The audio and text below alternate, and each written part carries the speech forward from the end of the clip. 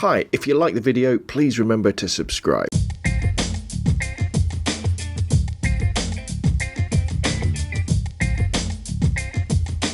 Hi, I'm Rob from robinphoto.com, and in this beginner's guide video I'm going to be talking about exposure compensation, why it's really helpful to know how to use it and how to use it as well. Now when you move out of auto and you're wandering around with your camera, probably in aperture priority mode or shutter priority mode, because you either want to choose the aperture to choose your depth of field for that artistic look, or maybe you want to choose your shutter speed to give a sense of movement to your pictures, a sense of time, or to have really sharp pictures. The camera's taking care of the rest of the equation when it comes to the exposure. So in your aperture priority mode, it's setting the shutter speed, and maybe you're in auto ISO and in shutter speed it's setting the aperture, and maybe auto ISO as well. But sometimes you'll find when you're going out and about that the camera might get a little bit confused and the photos might be a little bit too bright or a little bit too dark. And this is where exposure compensation comes in. Now, to learn how to use it properly, check your camera manual. It tells you everything here, but I'm going to kind of cover the basics in this video. Now, you may have seen a video I've done already where I talk about maybe changing the metering mode. So if your camera is having trouble with a particular lighting situation, it tends to be where we're subject, there's lots of bright light behind it, or you might be in a situation where the overall brightness or darkness as subject is outside of the norm. Good examples tend to be you're down at the beach or you're taking photographs in the snow, where the overall scene is very, very white and the camera looks at the scene and goes, whoa, this is too bright, and it darkens everything down. Your snow goes grey, which is no good to anybody. That's a classic situation where exposure compensation comes in. Or you're out and about shooting at night or when it's dark and the camera sees the overall scene and says, whoa, this is too dark, and brightens everything, and everything goes grey again, so you're losing your blacks at one end and your whites at the other. Now you could go into metering mode, say spot metering mode, to attack this, but another way, a simpler way, is stick with evaluative metering or matrix metering and have a crack with exposure compensation. And all exposure compensation does, it just says to your camera, right, I appreciate what you're saying about this exposure, but I think you've got it slightly wrong, and I want you to make the photo lighter or darker. And so in Canon cameras, it's dead simple. All you do is you press the little button. It's normally a little square with a plus and a minus next to it. You keep your finger on that, and then you just roll your command dial backwards and forwards. And if you look on the back of your camera, or I think on the top of your camera on some of the more expensive models, you'll see a line, dotted line. It'll have a 1 and a +2, and then to the left it'll have a 1 and a -2. And as you press and roll the command dial, you'll see a bigger line underneath moving to the right, moving to the left. And this is dialing in the compensation. So if you move that line to the right, your photos get brighter. If you move them to the left, your photos get darker. So in that situation where you're out and about in the snow and the camera's making the snow grey, you dial it, say, to the number 1, so you go over by 1 stop, and that then means that your snow will be nice and bright. Or if you're in the dark or you've got a dark subject, then you roll it to the left to darken everything down. Now there are sort of little segments in between there, the third stops or half stops, and if you go into your settings, you can in fact change the speed at which you move around. But you'll normally find when you're out and about, the metering mode in your camera will get you 90% of the way there, and you'll probably have to dial in less than 1 stop worth of exposure compensation. But by all means, the trick is, take the photo and then you dial in your exposure compensation, and then have a look at it again on the back of your screen. If you know how to use your histogram, have a look at your histogram, but I'd say just look at the picture on the screen. Does it look too dark? Does it look too light?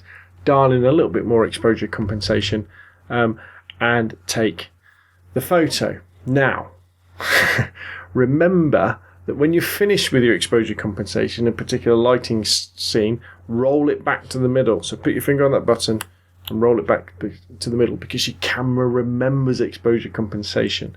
And if you don't remember to reset it, when you next take a photograph, it will apply that exposure compensation again. And there's nothing worse than taking a load of photographs and then looking at them thinking, why are these all so bright, or why are these all so dark? It's because you forgot to change the exposure compensation back to the middle.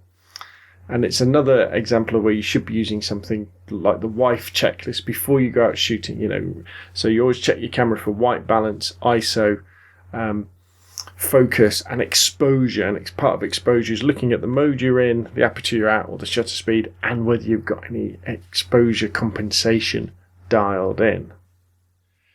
Now, there's a couple of things I'd like to cover before I finish, and the first is not being afraid with exposure compensation to push it a long way. Use it artistically. If you're out there, especially taking portraits, do a really overexposed portrait. Dial that exposure compensation all the way to sort of +2. Or maybe you want to really darken things out, dial it down to -2 and see how changing the exposure can really add dynamism and create photos that look really unusual. When you're out on a really bright sunny day, say you're doing architecture photo and there's bright reflections coming off buildings, dial the exposure down so you're just left with these reflections shining off, or vice versa, really brighten them up. And you'll start to play with the idea that a good exposure, an acceptable exposure, an 18% grey exposure is often a little bit boring, and where the fun is, where the excitement is at the fringes where you start pushing exposure one way or the other. The other thing that you should learn how to use is exposure bracketing. And this is where you take a series of photos, normally 3, with your camera.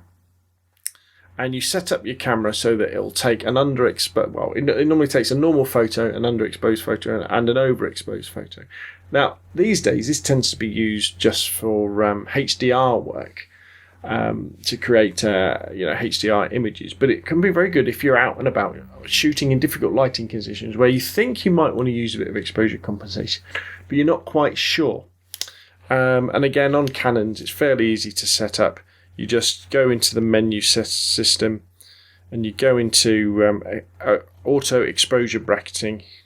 You press the set button. You choose how much you want, -2 to +2. Or it could be, for normal stuff, probably +or -1. You press set to set it. And here's my little tip. Go into continuous shooting mode so that it will fire 3 shots at once. And then you just fire off your shots, click, click, click. 3 in a row, and you get a normal exposed one, an under and an overexposed one, and then you can look at them in post-processing and decide, which is the best one you want to work with.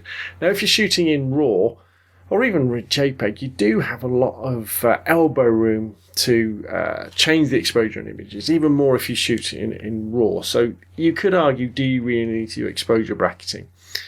Probably not, unless you really want to have a go at HDR photography, but it's good to know the skill. So if you're in a situation which is fast moving, but there's difficult light, and you think, well, I think the camera may well get a little bit confused by some of these lighting conditions. I really want to take a number of shots of the same scene at different exposures, go into exposure bracketing and shoot them, because, in the days of digital, we don't have to worry about if we take, another 3 times as many photographs, because they're not, they're not costing us anything.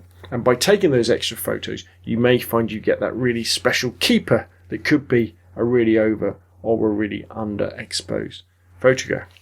So there we go. That's how you use it. Exposure compensation. Just in those situations, probably in aperture priority mode or shutter priority mode, where your camera's struggling a little bit and you just want to lighten or darken the photograph, and you just press the exposure compensation button and then roll it backwards and forwards. That's it from me. My name's Rob from robnandphoto.com. Remember, you can email me scalespeeder@gmail.com. If you like the video, please subscribe, put comments down below, and hopefully I'll see you again soon.